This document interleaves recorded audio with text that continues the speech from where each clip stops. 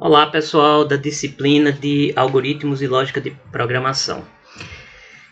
Nesse vídeo de hoje eu vou propor para vocês uma atividade prática, uma coisa bem bacana para a gente fazer. O Portugal Studio ele possui vários recursos bem avançados e bem interessantes, que inclusive permite que a gente crie até mesmo joguinhos de computador, tá? Então eu vou postar para vocês uma série de vídeos de tutoriais mostrando como criar alguns elementos que são interessantes para fazer um jogo, por exemplo. Então nesse primeiro vídeo de tutorial eu vou mostrar para vocês no Portugal Studio como é que a gente, por exemplo, movimenta um objeto na tela usando as setas do teclado, tá certo? Então primeiramente a gente tem que colocar algumas bibliotecas, a gente tem que importar algumas bibliotecas para dentro do nosso programa. Então, o primeiro comando que nós vamos colocar aqui é o inclua. Eu coloquei include aqui, mas é inclua a biblioteca gráficos, tá? Vamos chamar ela, vamos dar um apelido para ela de G. E também vamos incluir a biblioteca teclado. Essa biblioteca teclado permite que a gente capture as teclas que são pressionadas. Vamos também dar um apelido para ela, vamos chamar ela de T. Dentro da função início, que é a função principal do nosso programinha em Portugal, a gente vai colocar toda a lógica do jogo. Agora, antes da gente colocar a lógica, fazer a lógica do tutorial, né, de mexer o objeto, a gente vai precisar criar algumas constantes e variáveis. Vamos começar criando duas constantes do tipo inteiro, chamada largura. Vamos colocar ela com o tamanho de 600 e altura também com o tamanho de 600. Essas duas constantes, como o próprio nome já diz, não vão se modificar durante a execução do código. E elas vão representar a área da janelinha aonde o objeto vai se mover. Caso você queira uma janela maior, basta mudar esses valores aí, tanto maior como menor, tá? Agora vamos criar algumas variáveis do tipo inteiro. A primeira é a variável x, que é igual a 300, e a variável y, também igual a 300. Essas duas variáveis x e y vão representar a posição inicial do nosso objeto. Então, como a janela vai ter uma largura de 600 por uma altura de 600, o meio seria a metade. Então, o objeto vai aparecer no meio da janela, por isso que eu coloquei os valores 300 e 300. Vamos também precisar de uma outra variável chamada velocidade, também do tipo inteiro, e eu vou atribuir o valor 1. Isso aqui vai ser a velocidade que a gente vai mover o objeto. Então, quanto maior o valor que você colocar aí na velocidade, mais rápido você vai conseguir mexer o objeto na tela. Pronto. Então, agora dentro da função início, a gente já pode começar a criar a lógica. Dentro dela, a gente vai criar a nossa janela. Então vamos criar uma função chamada criar janela. Observe que o J é maiúsculo. Então aqui embaixo a gente vai criar essa função. Então função criar janela. Essa função criar janela, a gente vai chamar alguns métodos lá da biblioteca gráficos.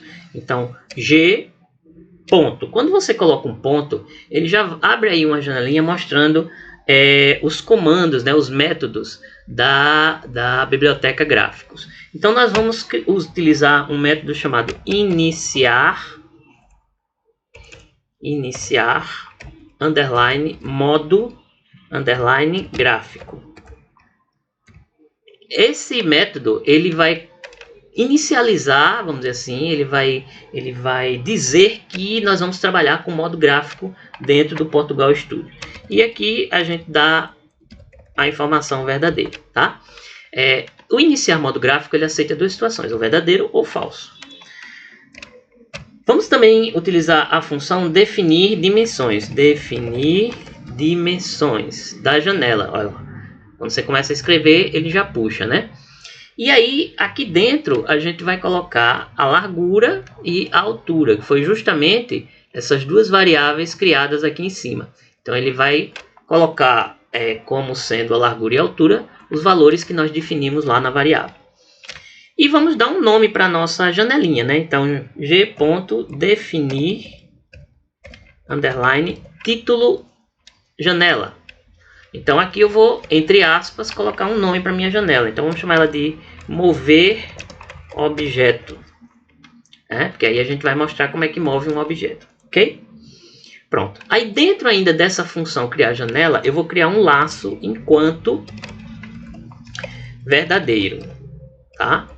Esse laço enquanto verdadeiro, essa repetição, ele vai repetir para sempre, porque verdadeiro sempre será, né? Enquanto eu não mudar para falso, ele sempre vai ser verdadeiro. Então ele vai repetir isso indefinidamente. E aí eu vou chamar mais uma função que nós vamos criar mais adiante, chamada limpar janela. Daqui a pouquinho eu explico o que é que essa função limpar janela vai fazer. Depois de limpar a janela, eu vou mover o meu objeto. Então eu vou criar uma outra função chamada mover objeto. E também eu vou chamar uma outra função chamada desenhar objeto, que é onde eu vou criar o formato do meu objeto. E por fim, dentro da biblioteca gráficos tem uma função chamada renderizar. Essa função renderizar ela é importante para poder fazer com que essas coisas sejam efetivamente executadas. Então eu não vou conseguir limpar a janela, nem mover o objeto, nem desenhar o objeto, enquanto a função renderizar não for chamada. Então ela tem que ser chamada justamente após as outras funções. Ok? Muito bem. Então nós finalizamos a função criar janela. Vamos criar agora as outras funções. Então vamos começar pelo limpar, né? Limpar janela. Na função limpar janela, o que é que eu vou fazer? Quando a gente cria um modo gráfico, ele cria uma janela com fundo preto, tá? Então se você não quiser esse fundo preto, se quiser mudar para uma outra cor qualquer, então você vai fazer aqui dentro desse limpar janela. Então g.definir underline cor. Então eu vou chamar uma cor. A biblioteca gráficos também possui métodos para definir cores. Então agora tem que estar tudo em maiúsculo, tá? Cor underline branco. Então eu vou definir que o cor de fundo da minha janela, a cor de fundo, aliás, da minha janela, vai ser branco. E aí eu vou limpar a minha janela. Pronto, então eu defini a cor e limpei a janela, ok? Então a função limpar a janela é só isso. Vamos agora para a função desenhar objeto. A ordem que você vai criar essas funções aqui embaixo não importa, não precisa ser necessariamente a mesma ordem que você fez aqui não, tá? Ele vai chamar na ordem, mas a criação pode ser feita em qualquer ordem, não tem problema. Então vamos desenhar o nosso objeto. Para desenhar o nosso objeto, vamos dar primeiramente uma cor para ele. Então novamente eu vou chamar dentro da biblioteca gráficos o método definir cor, tá? E aqui eu vou chamar uma outra cor qualquer. Por exemplo, eu quero que o meu objeto seja na cor azul, ok? Agora eu vou desenhar o objeto propriamente dito. Então a biblioteca gráfica também tem algumas figuras geométricas já prontas. Então vamos desenhar um retângulo. Desenhar retângulo, tá? Então o desenhar retângulo ele precisa de alguns parâmetros aqui dentro dos parênteses. Eu tenho que definir, por exemplo, a posição que esse retângulo vai ser desenhado. Como eu já criei lá em cima, no início, as variáveis x e y, né, que vai definir a posição do objeto, então eu vou definir como sendo essas duas variáveis aqui. E eu tenho que dar o tamanho do objeto. Como eu quero que seja um quadradinho, eu vou colocar, por exemplo, um quadrado de 60 por 60, de largura e altura. Os dois parâmetros, eu vou colocar o primeiro como falso. Isso aqui é para você dizer se você quer que ele tenha os cantos arredondados. Se você colocar falso, ele não terá os cantos arredondados. Se você colocar verdadeiro, ele vai ter os cantos arredondados. E o último parâmetro, eu vou colocar verdadeiro, que é o seguinte. Se você colocar verdadeiro, ele vai preencher todo o objeto com a cor azul. Se você colocar falso, ele vai colocar só a borda do objeto com a cor azul. Ok? Então pronto, já temos aqui o nosso objeto. Vamos criar a outra função que é mover objeto. tá? A função mover objeto, ela simplesmente vai fazer o seguinte: quando eu apertar determinadas teclas no teclado, eu vou mover esse objeto para cima, para baixo, para a esquerda e para a direita, dentro da área da minha janela, tá certo? Então a primeira coisa que eu vou fazer é verificar se alguma tecla foi pressionada. Então, se eu vou chamar lá a biblioteca teclado, né, que eu chamei de T. Então, T ponto, ele tem aqui uma função já pronta chamada tecla pressionada, certo? E aqui eu vou definir qual é a tecla que eu vou verificar. Então, novamente, dentro do método tecla pressionada, eu vou chamar novamente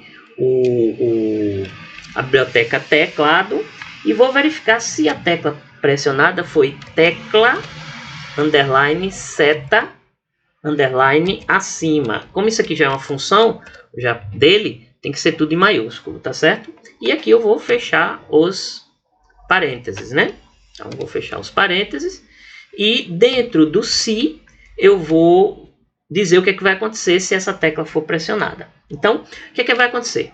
Se eu apertei a tecla para cima, o meu objeto vai se mover no eixo Y, né? Que o eixo Y é a altura. Então eu pego lá a minha variável Y é igual a ela mesma menos o valor da velocidade. Por que menos? Porque quando você sobe, você diminui o valor de y. E quando você desce, você aumenta o valor de y. Além disso, eu tenho que fazer uma outra verificação, que é o seguinte. Vamos supor que eu vou subindo, subindo, subindo. Vai chegar um momento que eu vou ultrapassar o topo da janela. Então, eu tenho que prever que isso aconteça. Ou seja, eu tenho que dizer que quando chegar no topo da janela, pare de subir. Então, eu vou verificar se y for menor ou igual a zero, porque zero é o tamanho mínimo da altura da janela, então y vai ser igual a zero, ok? Muito bem, então já está pronto aqui a minha verificação da tecla para cima. Agora a gente vai fazer o seguinte, vamos repetir, vamos copiar e colar esse código, e a gente vai ver agora a tecla para abaixo, né? Então agora eu vou verificar a tecla para baixo. A mesma coisa, a única diferença é que ao invés de diminuir o valor, eu vou aumentar. E aqui eu vou verificar o seguinte, lembre-se que a altura máxima, o tamanho máximo da minha janela é 600, né? Como eu coloquei aqui em cima. Tá? Então o que é que eu vou fazer? Eu vou verificar se ele chegar no máximo lá embaixo, ou seja, se ela for maior ou igual a... Eu não posso colocar 600 porque eu tenho que ver o seguinte. O meu objeto tem um tamanho de 60. Então, se eu colocar 600, ele vai somar com mais 60 e vai passar. Então, eu tenho que subtrair o valor. Então, ao invés de 600, eu vou colocar 540, que é o tamanho máximo menos o tamanho do objeto. E aí, quando ele atingir o máximo, eu vou dizer que a altura é igual a 540. Ok? Muito bem. Aí, agora a mesma coisa. Eu vou copiar esse bloco, aliás, eu já copiei, né? Vou só colar aqui embaixo, certo? E aí eu vou testar agora para o lado esquerdo, né? Então, esquerdo, a seta esquerda. Ao invés de x, agora vai ser... Aliás, ao invés de y, agora vai ser x, né? Então, se x for menor ou igual a zero, x igual a zero. Aqui seria, no caso, seta esquerda. Ok? Muito bem. Aí, agora vamos testar o último, a seta, que seria a seta direita.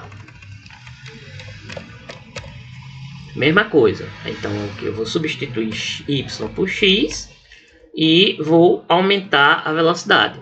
Então, se x for menor ou igual a 500, aliás, se for maior, né? Maior ou igual a 540, então x vai ser igual a 540, ok? Pronto, então nós já temos aqui todas as nossas funções prontas para mover o objeto. Vamos testar. Então tá aqui a minha janelinha, tá aqui o meu objeto. Primeiro eu vou subir, ó. Pô, chegou aqui em cima, ele não passa. Esquerda, chegou aqui, ele não passa. Para baixo, chegou aqui, ele não passa. E para a direita, chegou aqui, ele não passa. Veja que ele está se movendo com a velocidade que eu defini. Se eu vier aqui e modificar o valor da variável velocidade, por exemplo, ao invés de 1, vou colocar 4. Então vamos ver. A gente observa que ele vai se mover numa velocidade bem maior, né? Então, quanto maior o valor de velocidade, mais rápido se mexe o objeto. Ok, pessoal? Espero que tenham entendido. Qualquer dúvida, posta lá um comentário no vídeo que eu vou respondendo as dúvidas de vocês, tá bom? Valeu, obrigado e até a próxima.